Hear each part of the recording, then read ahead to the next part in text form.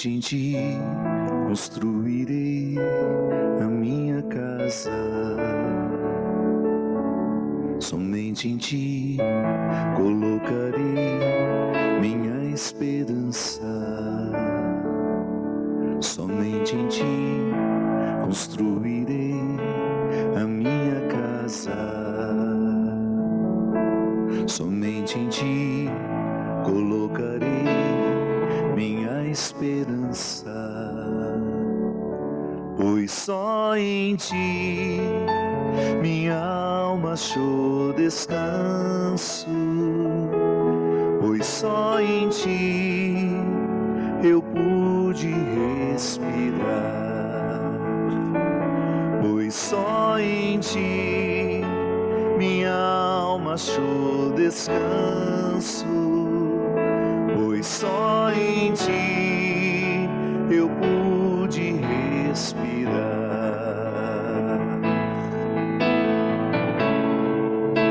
E o meu coração deseja te encontrar, como a terra seca anseia pela chuva.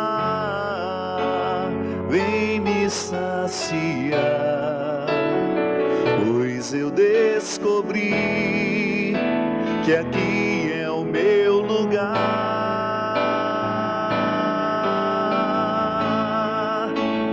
E o meu coração deseja te encontrar, como a terra seca anseia pela chuva. Vem me saciar, pois eu descobri que aqui é o meu lugar.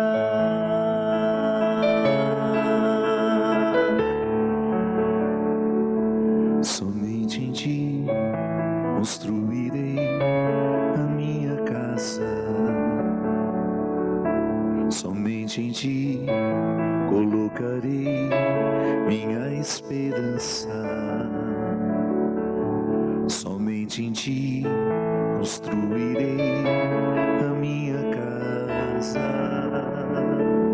Somente em ti colocarei minha esperança,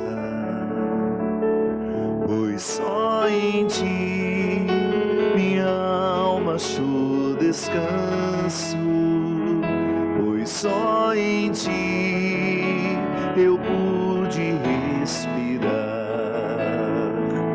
pois só em ti minha alma achou descanso, pois só em ti eu pude respirar.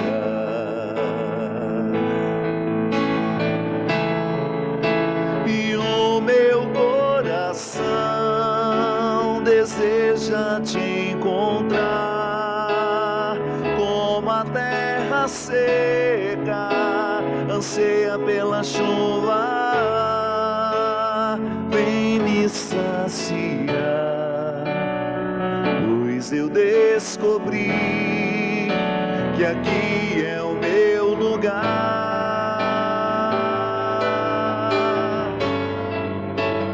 E o meu coração deseja te encontrar, como a terra seca anseia pela chuva. Vem me saciar, pois eu descobri que aqui é o meu lugar. Boa noite, é com muita alegria que nós estamos começando mais um programa Direção Espiritual. Eu sempre acreditei muito que eu sou a pessoa certa, mas às vezes no lugar errado. É um movimento de conversão. É uma frase que eu me repito todo santo dia. Eu sou a pessoa certa, Deus não errou comigo. mas eu estou no lugar certo? E às vezes acontece. Posso muitas vezes estar no lugar errado, sendo a pessoa certa.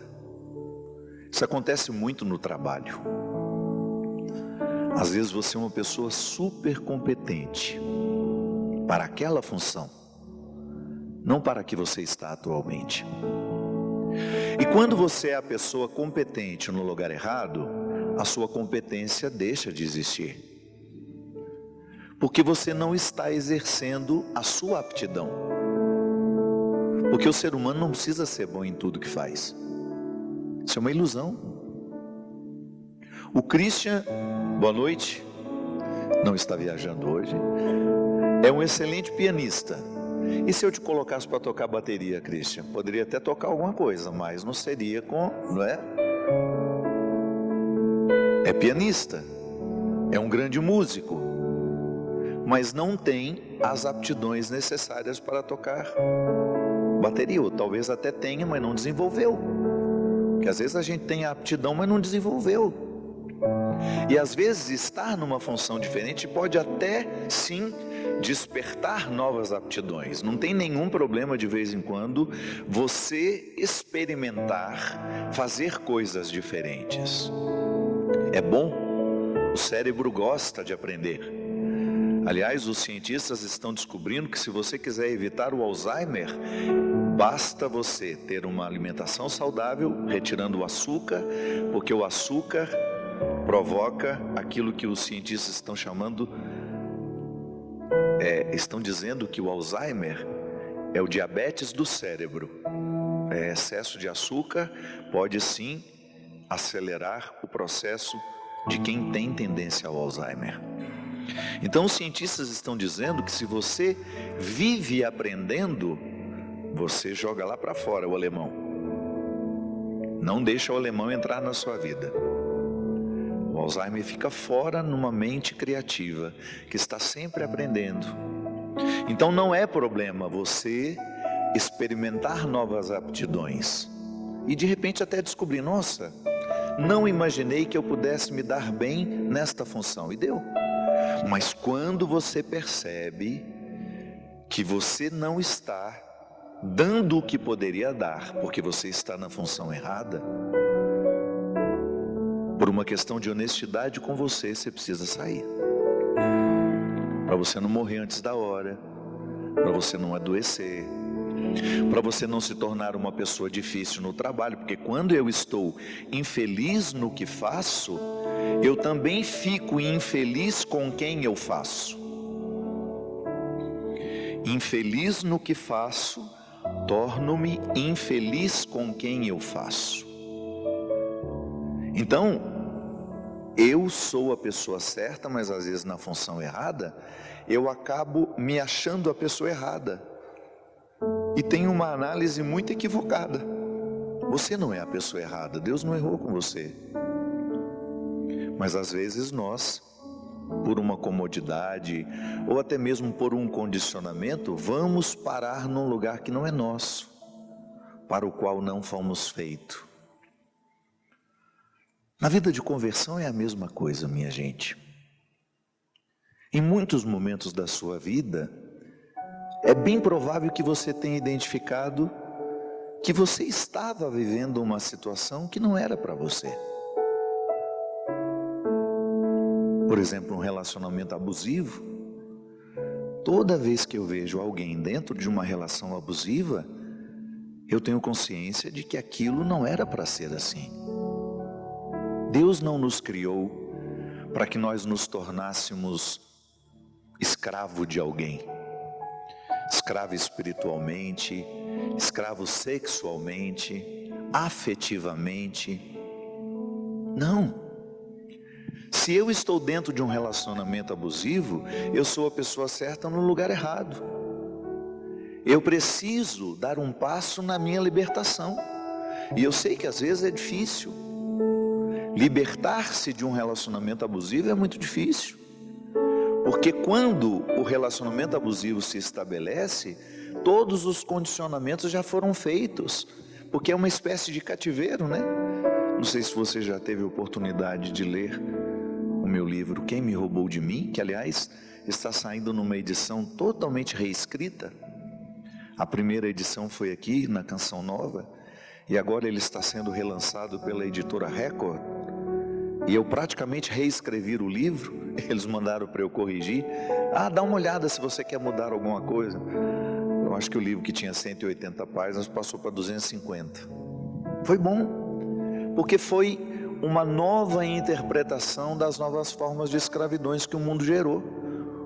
O livro foi escrito em 2006, eu acho. Então já são muitos anos desde que eu o escrevi.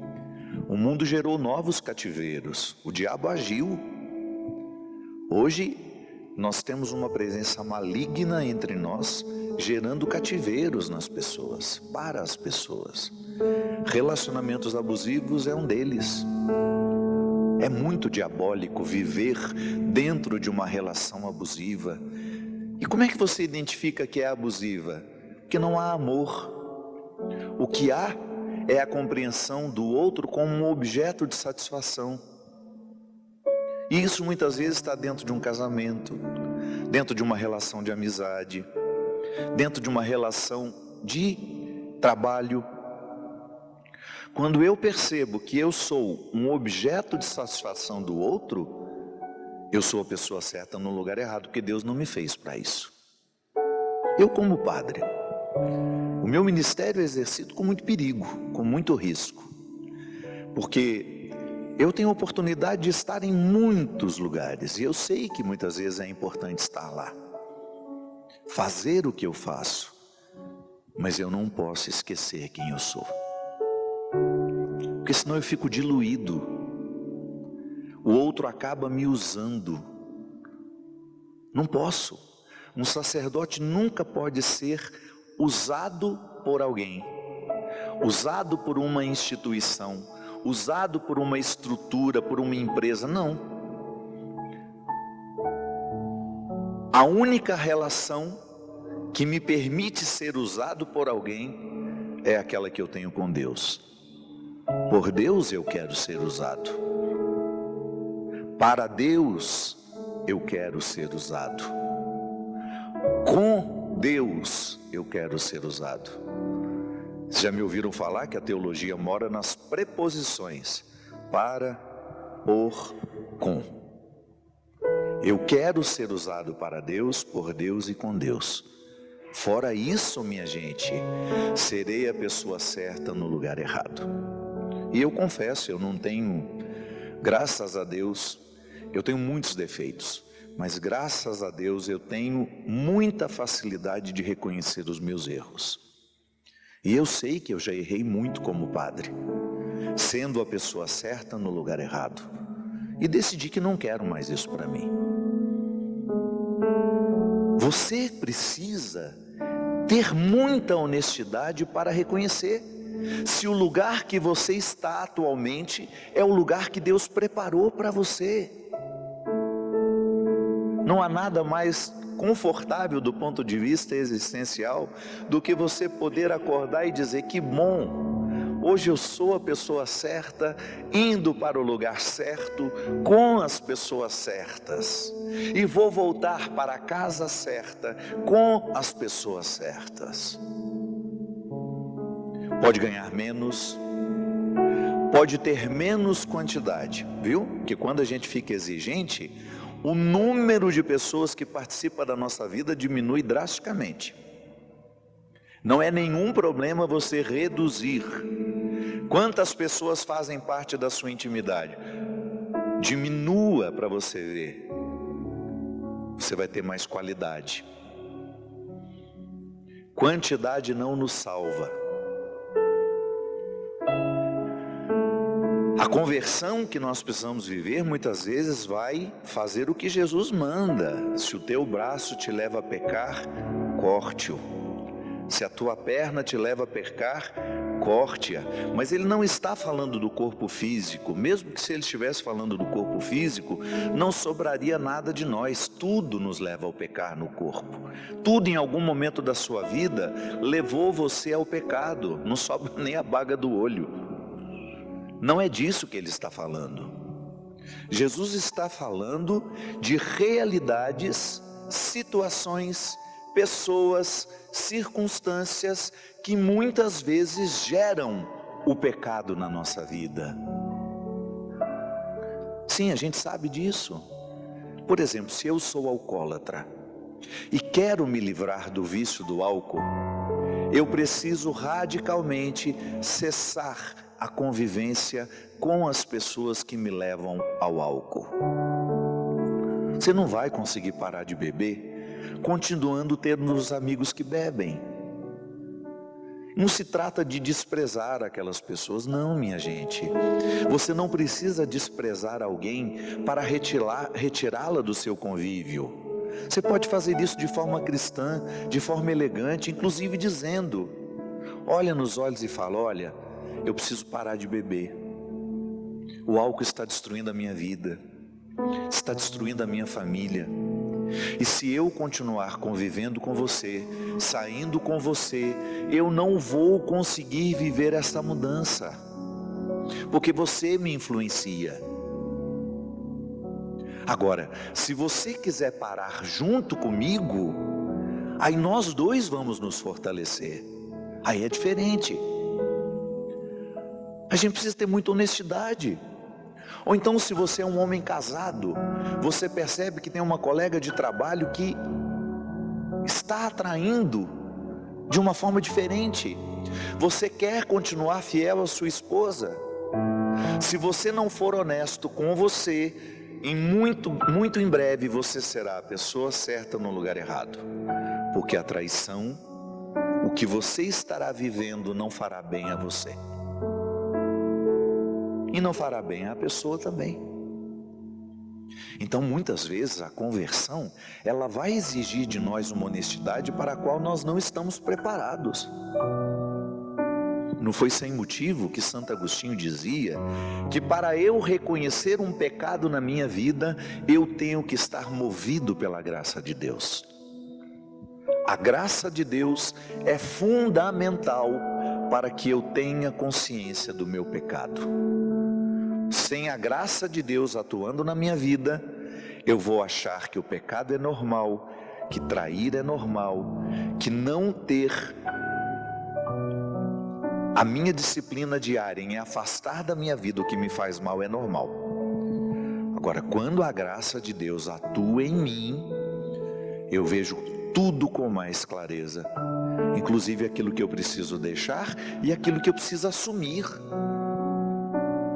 Porque o cérebro, ele funciona bem quando ele está ocupado. O vício é isso. É uma forma que você tem de dominar o seu cérebro com algo que é ruim. A vontade de fumar, a vontade de beber, a vontade de se drogar, a vontade de comer açúcar. A gente falava do açúcar. O açúcar é tão viciante quanto a cocaína. Há pessoas que sabem que estão morrendo por causa do açúcar e não conseguem retirá-lo da vida. Por quê? Porque é vício. Não é só uma decisão: eu vou parar de comer açúcar. Eu me lembro quando eu precisei parar por uma questão de saúde, a luta que foi. A luta continua até hoje, porque eu continuo sem. São 5 anos de abstinência, são 5 anos sem o açúcar circulando no meu sangue. O açúcar, né, o industrializado, porque o açúcar do alimento não tem como. O arroz que eu como vira açúcar, a batata, o carboidrato de absorção simples vira açúcar rapidamente.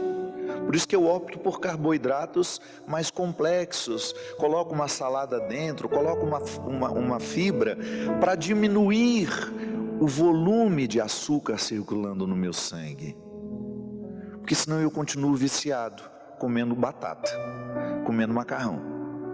Então eu tenho consciência de que o açúcar na minha vida é um vício. Eu preciso ocupar a minha mente com novas informações para que eu me livre do vício. É racionalizando que a gente vence. Toda vez que você estiver atraído por uma mulher que você sabe que colocará em risco a sua fidelidade, a vida da sua família e dos seus filhos, racionalize: eu quero esse inferno para mim?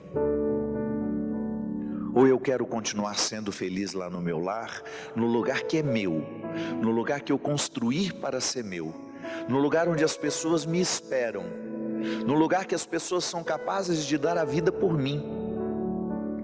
É difícil. Ser a pessoa certa no lugar certo é um caminho de conversão diária. Diariamente eu preciso optar pelas realidades que vão me ajudar a estar no lugar certo e sabiamente poder dar continuidade a isso. É tão bom, minha gente. Não tem nada mais desconfortável do que a gente deitar a cabeça no travesseiro sabendo que nós fomos a pessoa certa no lugar certo.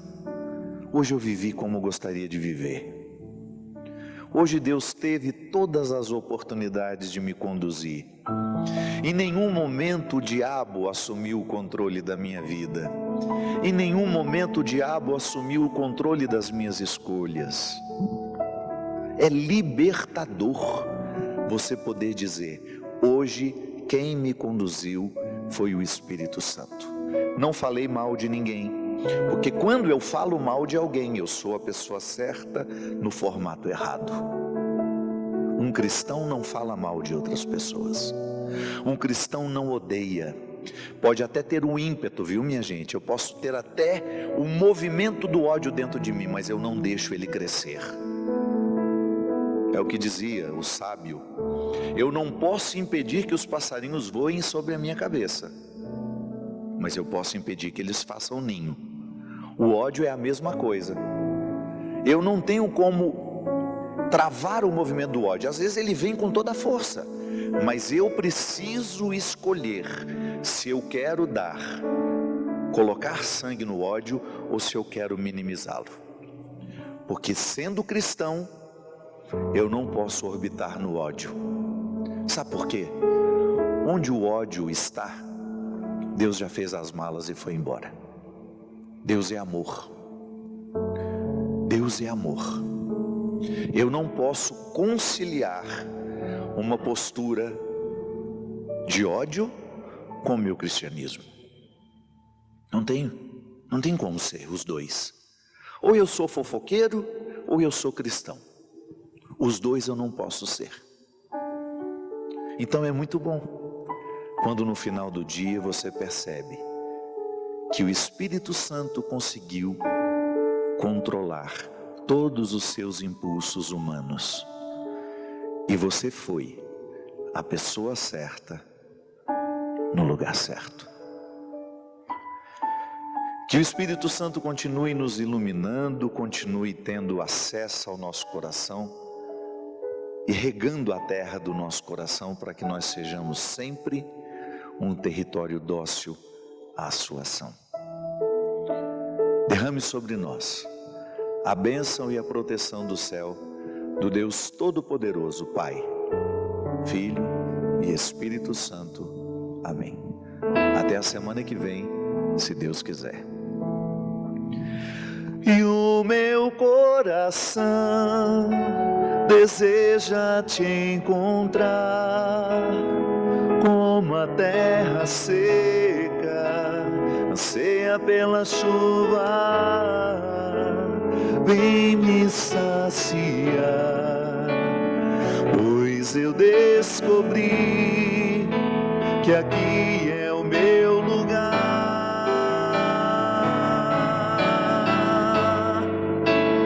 E o meu coração deseja te encontrar, como a terra seca anseia pela chuva. Vem me saciar, pois eu descobri que aqui